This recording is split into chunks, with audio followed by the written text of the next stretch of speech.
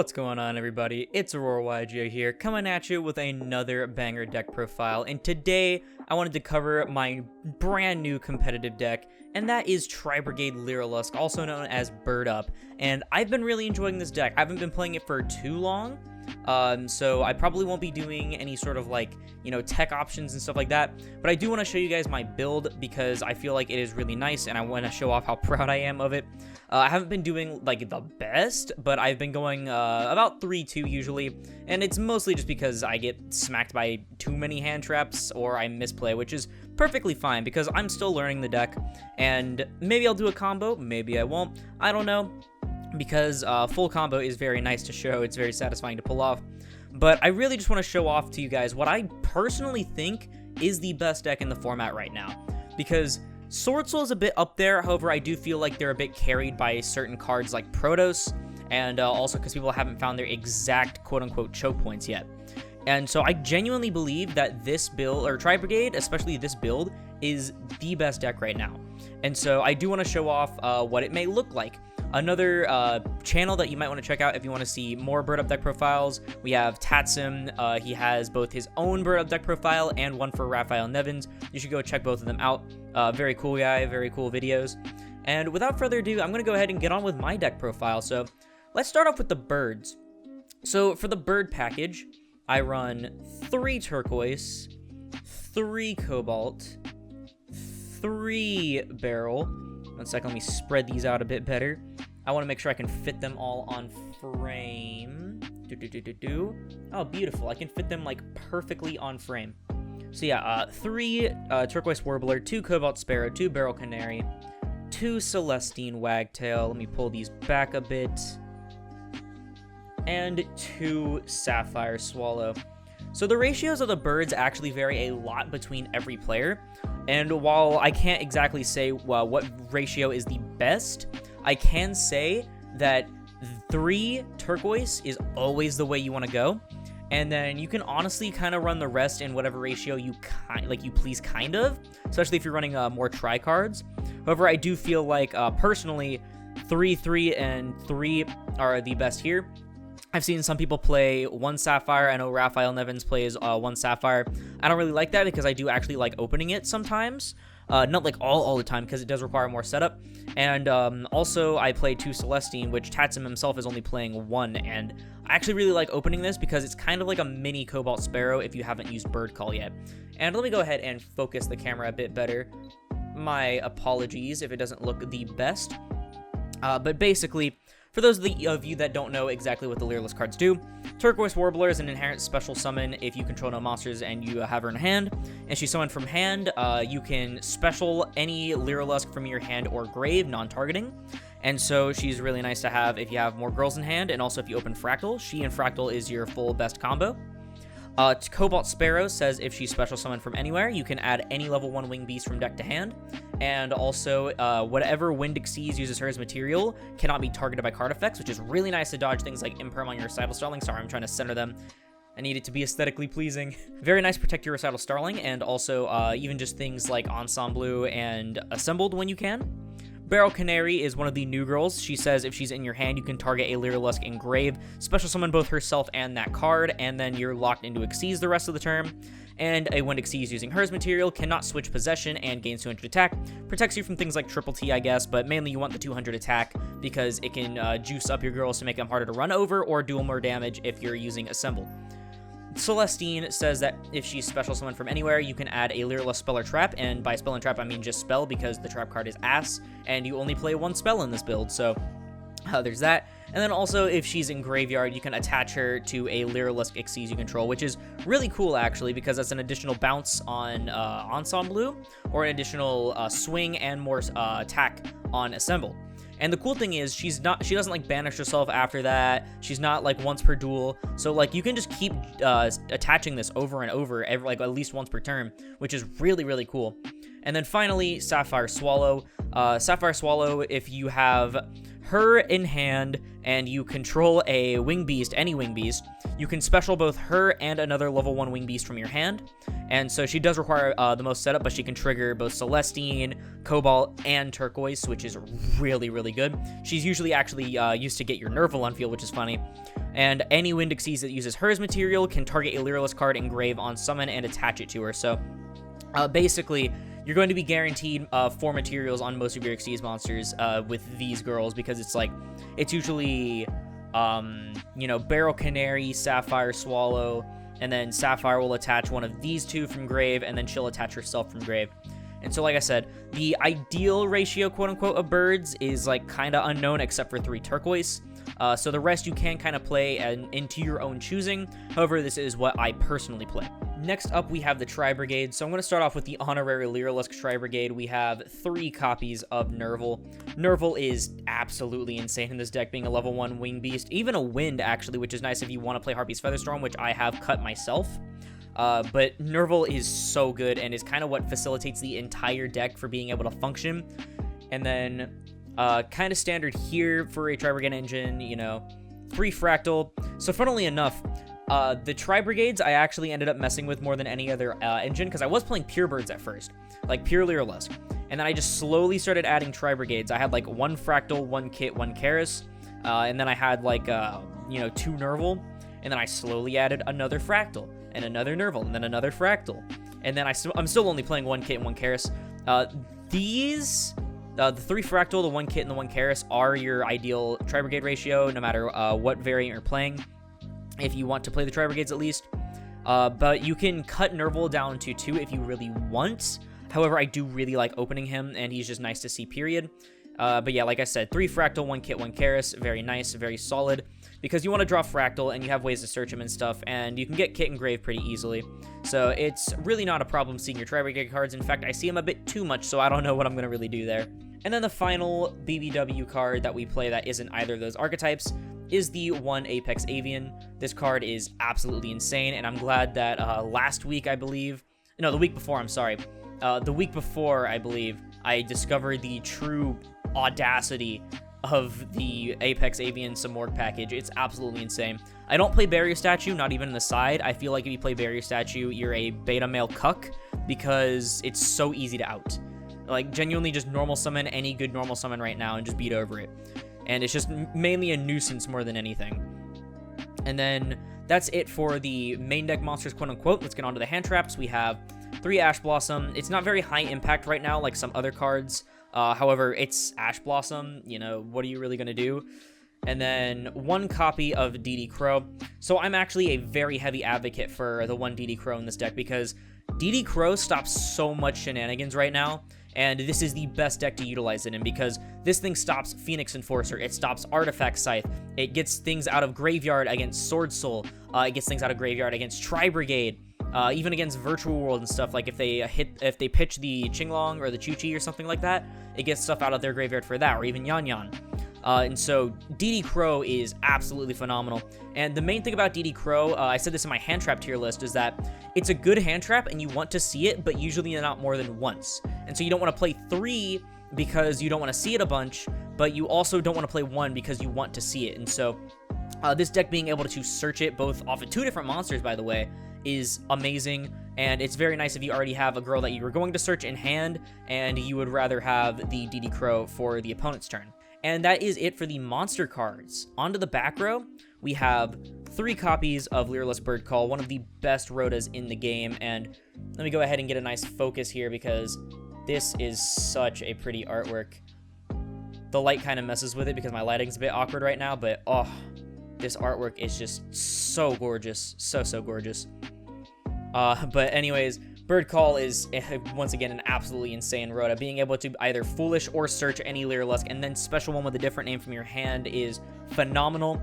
The only thing that could make it better is making it not once per turn, but that would be a bit ridiculous, wouldn't it?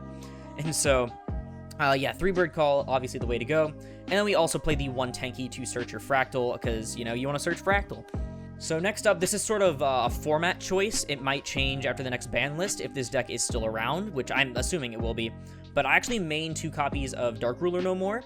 I was maining 3, however, I opted to take the 3rd one out for my 3rd copy of Imperm instead, because this deck does want to go first more than anything. However, you want to have methods for going second, because if you lose this die roll this format, you could be royally screwed if you don't have anything like this, because all the decks right now are like break my board, except for like the occasional control deck. And even then, you know, they could have some stuff you want a Dark Ruler, like Dragoon or something like that. And so I believe at least 2 copies of Dark Ruler and or Droplet is very solid. You can play 3, however, because I want to go first, I don't want to draw it all the time. And if I really need to see it, Farragut can always dig for me and things like that, which is also really cool because if you draw it and you're going first and you don't really want to see it later on, you can just put it back with Farragut. Farragut honestly fuels a lot of stuff in this deck. It's really funny. So yeah, 2 copies of Dark Ruler in the main. It might change next format, but this is currently format dependent. Anyways, continuing on with the spells, 2 copies of Forbidden Chalice. It's just extra monster negation. It's a very good card. Hits through things, unlike Imperm, when you have things on the field, which is really nice. Can be used during the damage step, so you can hit it on against a sneaky access code for a really nice play, especially if they're attacking something like Shurig. And also, the attack boost is relevant sometimes. You can actually juice up your own things and go for game like a Shurig. So that's really funny. But yeah, mainly just monster negation. Baits out Omni negates and things like that, because the Omni negate bait is really nice this format. And then finally, we have 1 Foolish Burial because it's Tri-Brigades. 1 for 1 is absolutely insane, because not only can it summon Nerval, but any of your birds as well, 2 of which trigger off being special from anywhere. And then 1 copy of Called By. Would I play Cross Out if I owned them? Maybe, I don't know, because then I'd have to play the targets for it, so probably not, actually. But these are very nice one-ofs. They're all at 1 on the ban list for a reason, and whether you see them or not, it's whatever, but they're nice to have. And then finally, we have 3 copies of Infinite Impermanence. Very good hand trap right now. Hits a lot of things very hard, especially things like Rusty Bardich. And so, yeah, really, Imperm's just an overall phenomenal card. Another thing I should have said about Forbidden Chalice is that you can set it like Imperm and use it aggressively, which is very cool. And that's it for the main deck. It is exactly 40 cards. I really hope you guys enjoy it. Tell me what your main deck looks like if you are about to be on this deck, or if you are on this deck, because I'm always looking to change this deck around. I've changed this deck more than a girl changes clothes, dude, because I really want to have the best build I can, because I haven't played a meta deck in forever. So anyways, on to the extra deck. Sorry for ranting. We have 2 copies of Recital Starling. You always want at least 2. Sometimes you can play 3. If you don't play the Symborg package, I highly recommend 3. Recital Starling is an absolutely nutty card, being able to juice things like your Appaloosa or your Shurig up for additional attacks and negates, being able to share the damage that you would take with your opponent, which I believe they take the damage first, so I don't know if it would either be a draw or if they would die. And then the most important part is the soft once per turn, detach a material, search for any level 1 wing beast. If this card was a hard once per turn, I heavily believe this deck would not exist, at least not to the extent that it is in. And another thing is that you can just easily shit out a Draco Future with these. Any hand that gets you 2 level 1s on board, which is most of your hands, is a guaranteed Draco Future, if anything else. And then for the other birds, we have 1 Ensemble. Card is absolutely phenomenal. I feel like the deck would still exist without it. However, this really blows so many other like negates and disruptions out of the water compared to, you know, its absolutely insane effect. For those of you that don't know, on summon of your opponent's monster, if they special summon, you can target it or one of them if they summon multiple and just bounce it to the hand. And it is not once per turn is the big thing. So like I said earlier, you're going to have usually 4 materials under her. And so that's 4 special summon bounces on your opponent's turn. Granted, it doesn't negate the summon, so they still get effects. However, it's really not that relevant. And so Ensemble is absolutely crazy. Not to mention, if your opponent sends it to the graveyard by their card, including a Kaiju, you just get to add a Lyrilusc, I believe, monster. Yeah, Lyrilusc monster from your graveyard to your hand. So you just add the Barrel Canary, and then on your turn, for a follow-up, you go into Assembled Nightingale, who I used to use as the main OTK enabler when I was playing Purebirds. However, now she is mainly just Zeus fodder. I'm pretty sure most people know what Assembled does, but if you don't, she gains 200 attack per material she has. She can attack directly and a number of times up to the number of materials she has.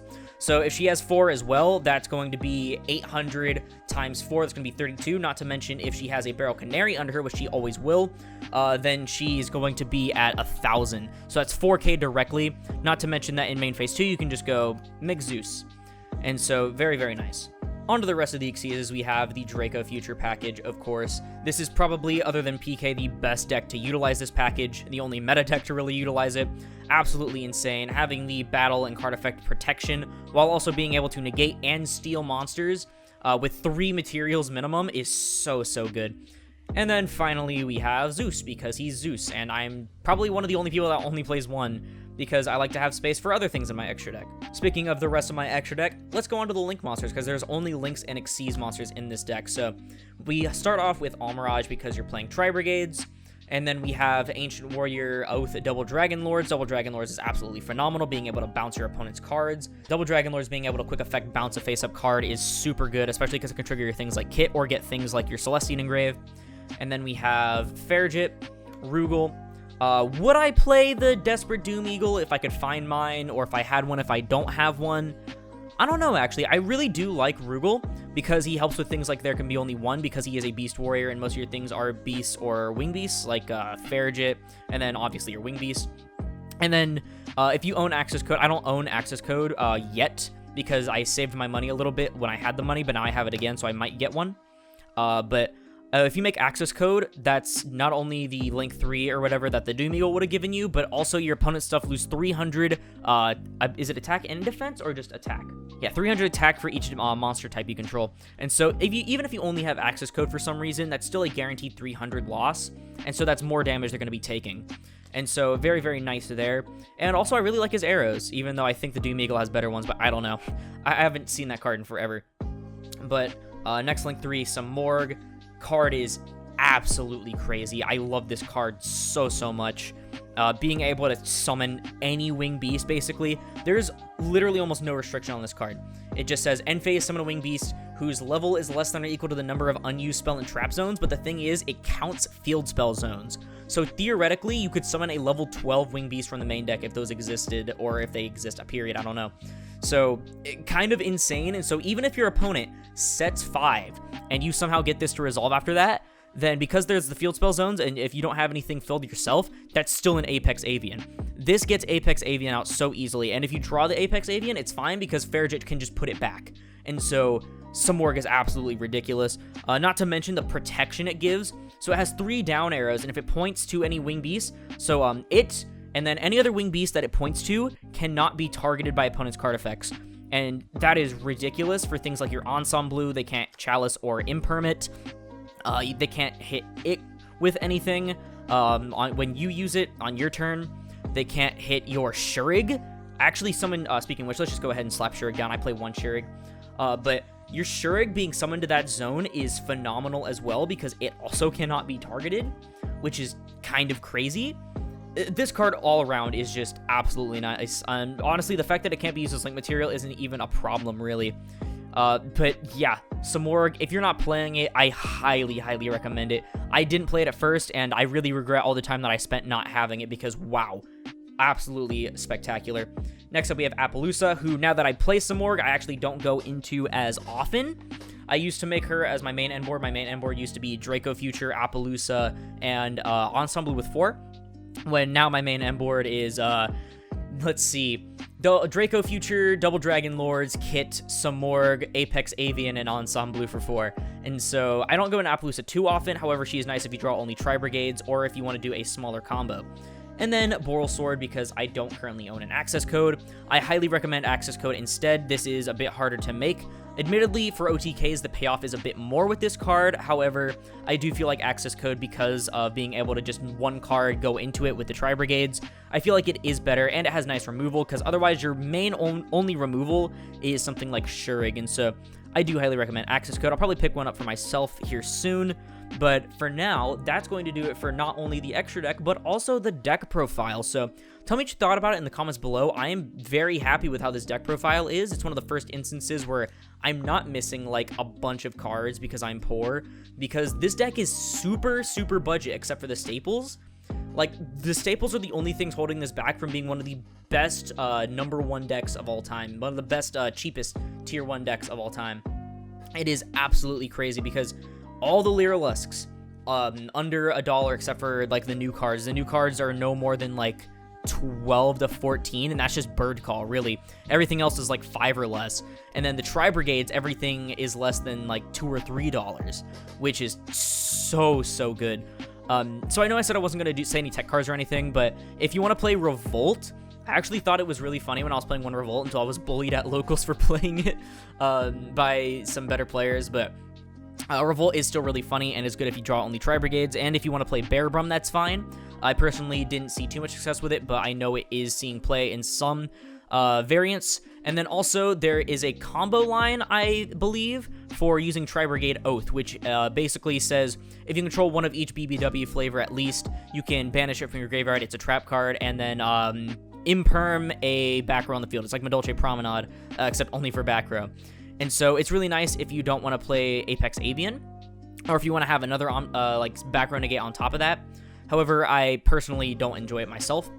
But yeah, again, that's going to do it for the deck profile. Tell me what you think about it in the comments below. Tell me if you liked it, period, and also if you are considering picking up the deck, or if you also play the deck, because I really want to meet other Bird Up players. This deck is so much fun. I'm very happy with how it's doing so far, and I cannot wait to get better with it.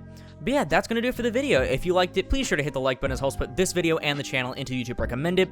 And if you really want to support the channel and you really like the content and want to see more like it, like my other deck profiles and maybe some combo tutorials for this deck once I get even better with it, then perhaps consider subscribing, because it is absolutely free and it supports the channel more than literally anything else you can do. Not to mention that we've been on an absolute roll. We are at about 585 subscribers now that since I last checked, and I'm really trying to push for 600 by the end of the month. And if we can even hit like somewhere like between 600 and 650, that would be really, really cool, because we're already creeping up on the 4,000 watch hours that I need in order to get monetization. And after that, all it is just the road to 1,000 before March ends, because that's when I started getting more watch hours, and I don't want them to go down because it has to be in the last year, right? And so basically we're trying to hit 1,000 subscribers by the end of next March is what I'm trying to say, and before I graduate, hopefully, so I can start making more income. But again, thank you all so much for watching, and that's going to do it for the video. I will see you in the next one. This is Aurora, signing off.